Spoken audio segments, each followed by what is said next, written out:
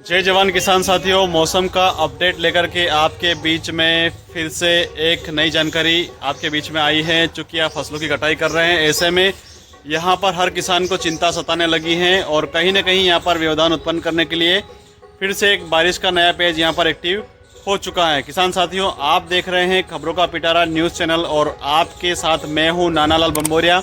इस जानकारी के माध्यम से आप सभी को अलर्ट कर देना चाहता हूं कि 27 तारीख को रात्रि 9 बजे के बाद में यहां पर मानसून फिर से एक्टिव होगा और बारिश का दौर यहां से शुरू होगा।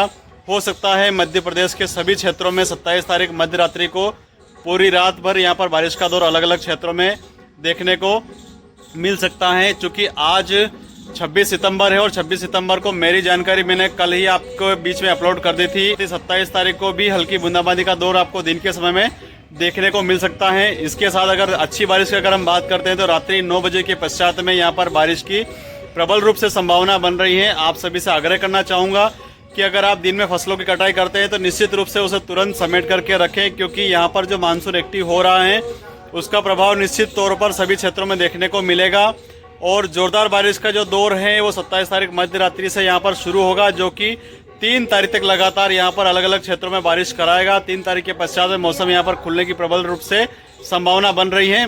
किसान साथियों, 95-60 की वैरायटी पककर तैयार हो चुकी है। आप उसको समय रहते समेट लीजिए।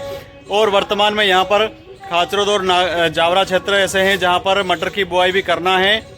उन किसानों के लिए भी यहाँ पर मेरी तरफ से तो यही राय रहेगी कि वो अभी थोड़ा सा रुक जाए, क्योंकि कहीं ना कहीं अभी जो स्थितियाँ हैं वो संकट से खाली दिखाई नहीं दे रही हैं। ऐसे में आप किसी भी प्रकार की अगर रिस्क लेते हैं तो निश्चित ही कहीं ना कहीं नुकसान होने का अंदेशा यहाँ पर बना रहता है। किसान साथी को बताना चाहता हूँ कि मानसून की जो विदाई है, विदाई के पहले मानसून किसी न किसी प्रकार का यहाँ पर तांडव जरूर करना चाहेगा और ऐसे में आप सभी को बेहद सतर्क रहने की आवश्यकता है। अगर आप सोयाबीन की ढेरी लगा करके आप गरी लगा करके अगर उसको इकट्ठा करते हैं तो निश्चित ही वहाँ पर उसको रात्रि के समय या दोपहर के पश्चात में ढकने की पूरी व्यवस्था रखें, क्योंकि जिस समय भी यहाँ पर बारिश का दौर देखने को मिलेगा वो लगभग 2 बजे के पश्चात ही यहाँ पर देखने को मिलेगा। आप सुबह से फसलों की जो कटाई करते हैं निश्चित रूप से उसे दोपहर तक काटें और दोपहर के पश्चात में उसको एकत्रित करने की तुरंत व्यवस्था भी रखें, ताकि किसी भी प्रकार का यहाँ पर नुकसान नहीं हो। किसान साथियों, लगातार मेहनत करके आप लोग फसल को इस मुकाम पर लाए हैं, तो अभी भी आप थोड़ा सा सतर्क रह करके इन फसलों की सुरक्षा के लिए इंतजाम करके रखें। और चूंकि आखिरी पेज जो यहाँ पर बन रहा है और उसी कड़ी में यहाँ पर कुछ ज़्यादा नुकसान देखने को ना मिले, ऐसे प्रयास भी आपके माध्यम से लगातार होते रहें। अगर आप सोयाबीन की ढेरी लगा रहे हैं तो निश्चित रूप से बरसाती की व्यवस्था निश्चित रूप से आप वहाँ पर खेतों पर करके रखें। इसके साथ ही मवेशियों के लिए जो भूसा है उसको भी बचाने का पूरा प्रयास यहाँ पर करते जाएं, ताकि आने वाले समय में स्थितियाँ ज़्यादा गंभीर ना बने। किसान साथियों, एक बात और आपको बताना चाहता हूं कि 95-60 की जो वैरायटी इस बार जो है उसका उत्पादन काफ़ी गिर चुका है और नई वैरायटी कौन सी आपके लिए सूटेबल रहेगी वो आसपास के किसानों से आप सर्च करके और ऐसे किसान से माल आप बीज के लिए खरीद सकते हैं जिसने अभी तक उस सोयाबीन की गरी ना लगाई हो और खास करके प्लास्टिक की थैली में पैक ना किया हो।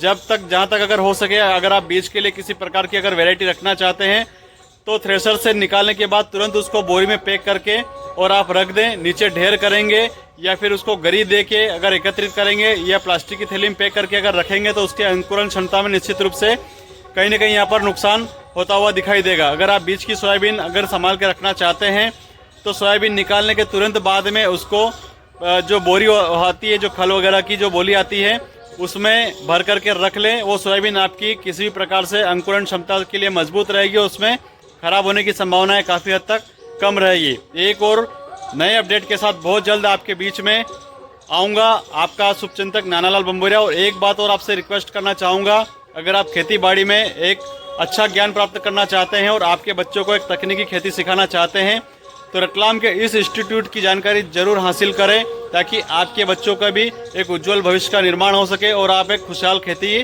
कर सके। इसी आशा विश्वास के साथ आपका Nanalal Bamboria, TV news reporter, Khachrod. जय हिंद, जय भारत।